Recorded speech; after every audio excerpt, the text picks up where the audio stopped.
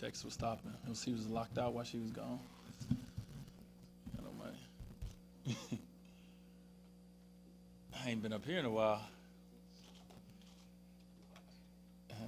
Could have painted the room with something different. Oh, the lights. Oh, still just white paint on the walls. Okay. Dwayne, as you look at the other moves that are made or are being rumored to be made around the league, do you think you guys need to do anything? Have you done enough? Obviously, you've added Battier and Norris Cole. What do you think about how you guys size up? Oh well, I mean, obviously, it's a lot of, I guess you could say excitement. If you're a fan, confusion. It's a lot going on around the league, but obviously with us, we had a big summer last summer, and we understand the process, for us. So it's adding pieces, over the course of time. So adding a guy like Shane was huge for us. Like I said the other day, him coming down here and wanting to be here, taking a pay cut to come here and wanting to get it out the way early if we can get with the team. With special forwards, and then bringing in other guys, obviously like Eddie Curry, giving him another opportunity to be the player that we all seen before. So obviously Norris Cole is a pretty good young player. I didn't see him play in Cleveland State, so I'm getting my first shots of him on the court, and he's doing good. I mean, he really knows the game. He's a smart player. So obviously you leave that stuff up to the front office upstairs, and don't worry about it. You start asking for too much, your name start being in rumors, so you stay out of that.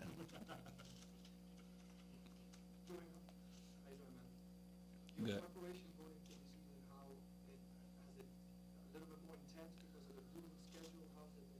Well, I mean, it's just different, obviously not knowing when the season was going to start. Often knowing, you think it might start, so you start really getting into the groove, waking up at 6, running on the beach, doing all kind of things. And they say, you know what, we're going to hold out another month. So now you can't keep doing that because you're going to burn yourself out. So you got to find other things, then in between time. So, did a lot of Pilates, yoga, I did some boxing, obviously worked out, the story with Ed Downs, something different as well. So I just did a lot of different things this summer to try to keep myself. And now we're back to basketball. This is what, this is when you get back into NBA shape. You can't get in the NBA shape without this. So, now it's good to be back in here. If there's any sport where you need, to get your sea legs back, it's this one. Do you feel like you're going to have enough time to really be in under the same sort of situation where they're just running for legs back?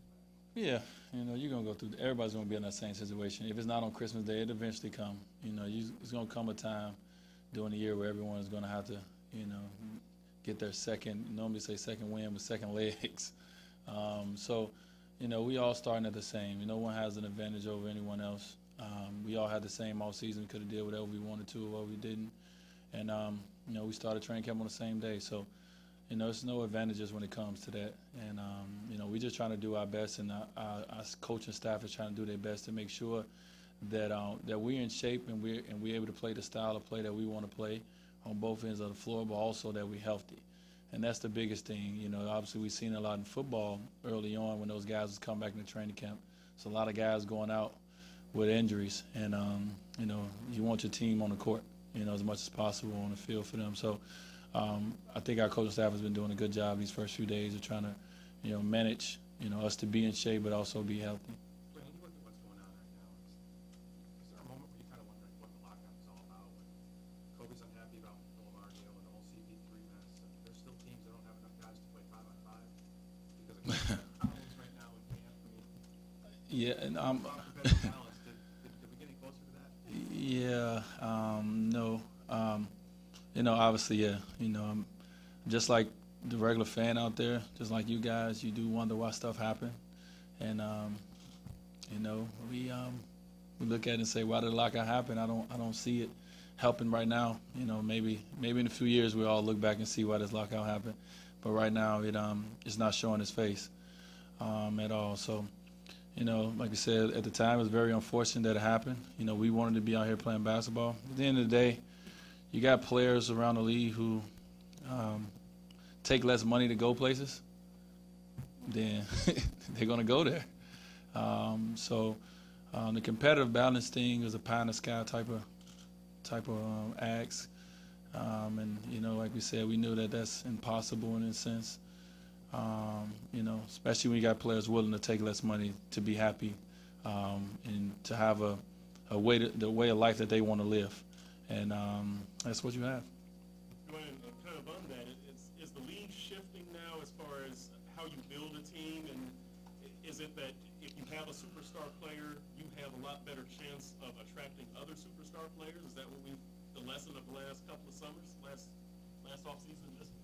Well, I mean, yeah, I think from the standpoint of, you know, it's not really a league where you don't want to go and play on a team with someone else because, you know, it's a star on that team or a good player on that team. You don't want to go and be overshadowed by them or, you know, just that is not it no more. Guys are saying now is, you know, I want to put myself in the best position to do one thing, and that's to win.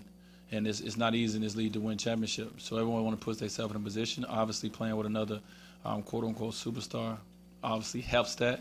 I'm going to keep saying obviously a lot because that's my favorite word, I guess.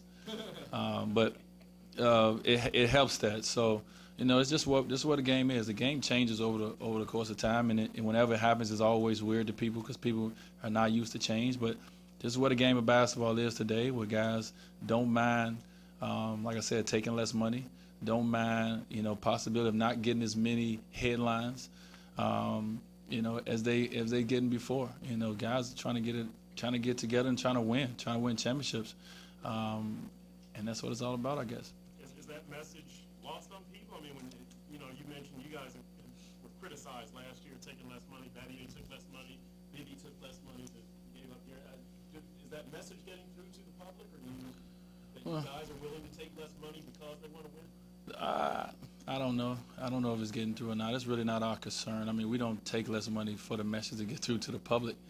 You know, this is it's something that we want to do. You know, obviously, when you're young and you get into the NBA and you say, "Oh, I'm not leaving no money on the table," and when you get older, you understand it's not about that as much. You know, it's about, you know, putting yourself in the best situation. Sometimes the best situation is not taking as much money. As weird as that might sound to the world, you know, today, but ain't nobody left no money on the table this summer. I'll tell you that. They going out and getting it.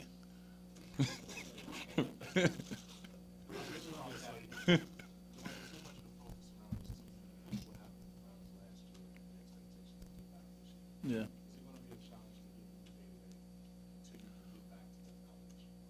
I hope not. I don't think so. I think we have enough guys in here that, you know, understand that, you know, when you get to the finals, the things that you start doing in the beginning of the year start to come back into play. You know, that's one thing that I've seen, and I think we've seen about the Dallas Mavericks, is that the game that they wanted to play, they played in the finals. They knew their game, and I think it started from the beginning, the time that they spent together. Well, for us, we had so much turnaround throughout the year, so many guys in and out, that we never got comfortable with the game we wanted to play. So when it came down to those clutch moments, we was trying to figure it out. And they already had it figured out. And, you know, our talents wasn't enough to overcome that. So I think we got to understand that we have to start now. You know, we started last year, and we got to continue to stay on the same path that we're on, of staying consistent, of understanding our game, understanding who we are as a team. And, you know, and I think we'd be better off if we get back to the finals and we're able to get back in those moments again, because, you know, you look at it and say, man, we had a lead in pretty much every game besides Game 6 and the fourth. I don't even remember Game 6 if we had a lead or not. But the games in Dallas and the home game here that we lost, we had a lead in the fourth quarter in every game. And you said if we get back in that situation, we want to be more comfortable in that moment. And it started for us last year, but it starts now as well. So just trying to continue with the same habits is what's key. You say you know your game now. There's a little bit, not as much shuffle just with Shane and Norris. So do you feel from day 1 to day 66 and then into the playoffs, there'll be a consistency here? Or because of all the pieces you have and mix and match parts, will you still have to find this year's game as opposed to finding it last year? Yeah, I mean, we don't know our game. I mean, we have a comfort level with the guys that was here. Obviously, we have to mix some pieces in, and we're going to do some things differently as well. We're not going to play exactly the same way we played last year as a team. That was last year. It worked for us, but to the standpoint that we got to the finals. But we're trying to find more ways to use what we have to get better usage out of it.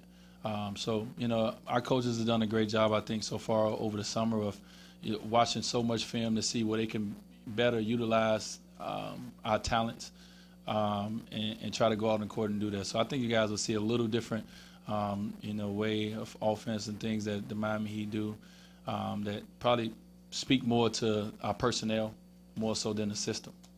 Usually when you come into a season, you can say we can experiment for the first month, for the first 10 or 15 games, you got 82. Does that change when there's 66 that you got to get to your game by January? Well, we want to be at our game as quick as possible. Everyone does, but I'm not gonna put any pressure on this team. I'm not gonna put a date on this team. We just gonna go play basketball. We're gonna try to get better every day.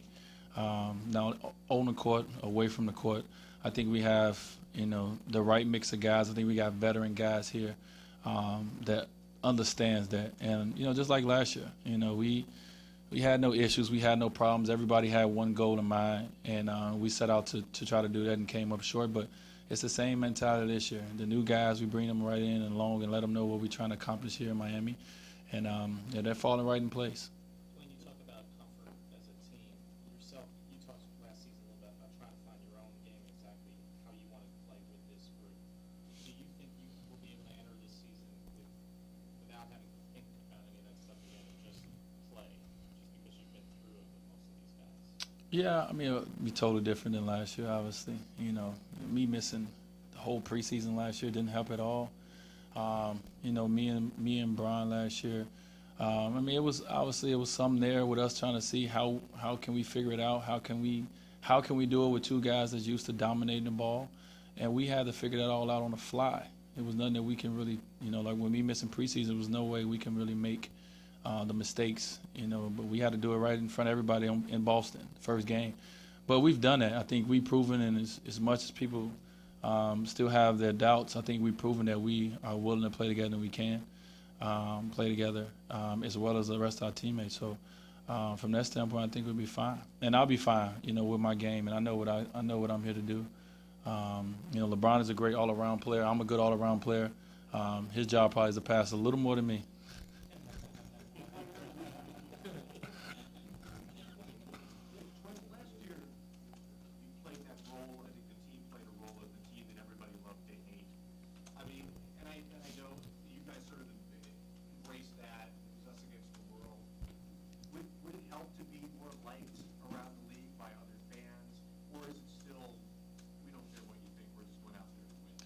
Well, it's just that we can't care about the perception, from that standpoint. We have to go out and we have a job to do, and I think that we want to enjoy this moment, this opportunity. I think last year, obviously, as y'all heard LeBron say in his interview with Rachel, is that he didn't like the way he approached, the game or the way he approached every day. But I think we dealt with what we had to deal with. I think now that whether we're loved or we're not loved. We have a different mind state, a different view. We're out to win, and you're not always going to be loved when you're out to win. You're not always going to be hated either. So we have our fans. We have the ones that don't care about the Heat neither. That's fine. That's what makes road games exciting. So we look forward to going on the road just like we did last year to try to hear the boos and to turn them into cheers. We look forward to that still. So. If you're playing angry last year, which kind of how you change it? Not play angry. Well, that was LeBron said he played angry. I played the way I normally play. I played a game of basketball, straight face, and all that stuff. Then LeBron kind of said he felt that he played a little angrier than he normally plays. So that's more so of a question to him. I think I played the way that I normally play, and it was just try to win the championship. Yeah, do I think that intentions was to shut everybody up? Yeah, And that probably wasn't the right intentions, for this team. Our intention should be to win a championship and to do what we've always wanted to do since we was kids. And that's, obviously win a championship and play this game at a high level. So that's got to be our intention this year, is to enjoy this game, knowing that, these moments don't last forever. You look around the league, you see a guy like Brandon Roy, and you see that, how his career has ended way too premature. It makes you realize, it makes you say, you know what, I need to enjoy this moment a little more. I need to, have fun with this moment a little more, because it ends fast. I was sitting there watching NBA TV a lot, and I'm watching Open Court, and I'm seeing those guys, and they, all those great players sitting up there, and just understanding, like, man, I was just playing with Shaq, not too long ago, and now he's on the other side. It ends, it goes fast. So you just got to enjoy it.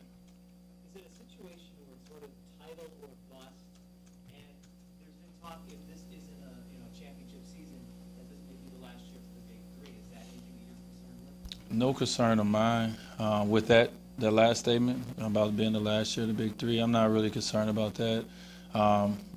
Obviously we want to win a championship. There's a lot of teams in the league that wants to win a championship. And if we don't win a championship, yes, it's a bust year. Last year was a bust year for us. I don't care. We had a good year, but, we wanted to win a championship. That's our mind state. That's our goal. So whenever you don't reach your goal, I think in a sense, especially on yourself, you take it hard and you say, that's a bust year. Like I said, we're fine where we are right now. This is our second year together, and we're going to try to go out there and with the rest of our teammates, we're going to try to accomplish what our goal was, and our goal is to eventually, raise the championship trophy up at the end of the season. How do you feel about facing the Mavericks your first game? I think it's great. I think first of all, I'm just happy to be playing my first game. On Christmas Day, I think it's going to be special for families and for the fans of the game of basketball to see the NBA back. And as a fan, you want to see those matchups. I think it's a great lineup on Christmas. When I look and see the Heat playing the Mavs, I say that's what I want to see as a fan. So I take myself out of it. I want to see the Heat and the Mavericks play on Christmas Day. So it'll be a great game for both teams. Obviously, no matter what kind of turnover his team have, it's still the Heat and the Mavs. From 06 on, it's going to always be the Heat and the Mavs as long as I'm here. So just like the Knicks, just that rivalry with the Knicks is still there from when Zoe and Timmy was sitting up here on this podium. It's probably the same podium. It's probably the same table they was on. So it continues. Dwayne, did you take some time this summer to look back at the games in the finals and watch those tapes? I did, and as much as even though I watched them, and then it comes on NBA TV a lot too. I was watching yesterday. It's sad every time. It hurts, but yeah, you go back and you look and see, the good and the bad. You look and you see where you guys can get better at. You look and say, I always say, man, I wish I could have did this, I could have did that. But then you look back and also you understand that it was Dallas Mavericks' time. You take nothing away from them. They're the champions of the NBA. It was their time. The way the games went, it wasn't meant for the Miami Heat to win the championship last year. So we have to take that on the chin. We have to come back this year, even hungrier, even more focused, and understand that if we get that opportunity again, hopefully it's our time and do the things that you need to do to win a championship. And that's, that's not leave anything to chance. What was different about LeBron in the finals? What was different? Well, obviously LeBron played great in the Eastern Conference Finals. Without the way he played, obviously Chris played very amazing as well, but without the way LeBron played, without the shots that he make, you just seen that he wanted it. He wanted the ball. He wanted to do certain things, and I think in the finals, it's a lot going through your mind. And when you're struggling in this game of basketball, it's tough. It's tough to get out of that funk. The one thing about LeBron and other players, you have, because you're so gifted, you have the ability to make a game-changing play that can turn it around. And that was the only thing I said to LeBron the whole finals. We lost the finals together. We could have won the finals with LeBron not scoring 30 points. It was just about let's make more plays. You know, let's rebound the ball more. Let's block more shots by the rim. Let's do more things to get, you know, ourselves going, because you can't always control if the ball go through the basket or not. And that's a situation he ran into, just like I ran into it in the Chicago series. The ball won't go in the basket. But, you know, I try to find a way to help my team win somehow. So I think, you know, as LeBron would sit up here, if he haven't, you know, he's his biggest critic of himself, and he's gonna tell you that, you know, kind of the same thing I said. Dwayne, there's been a lot of talk about the Chris Paul trade to LA. To which team now? LA. Which LA team? It's Lakers or Clippers, but right now, the word is that the trade has fallen through the Clippers, and the Hornets have a preseason game on Friday. Have you talked to any players around the league about the state of disarray in the league, or preseason's about to start, but a lot of teams haven't put out the roster? No, I haven't talked to any players around there. I've been focusing on the Miami Heat, you know, since we got, you know, this thing back rolling. So, yeah, you know, we obviously understand that it's unfortunate. You know, every team, you know, would love to have what's set for them so they can ready to go. You know, me, I'm obviously biased because Chris Paul is a good friend. And, you know, I would love for him to not have to go through this, you know, and kind of get into a place where he can call home, at least for now. You know, and in a place where he feels wanted, and, you know, he wants to be there.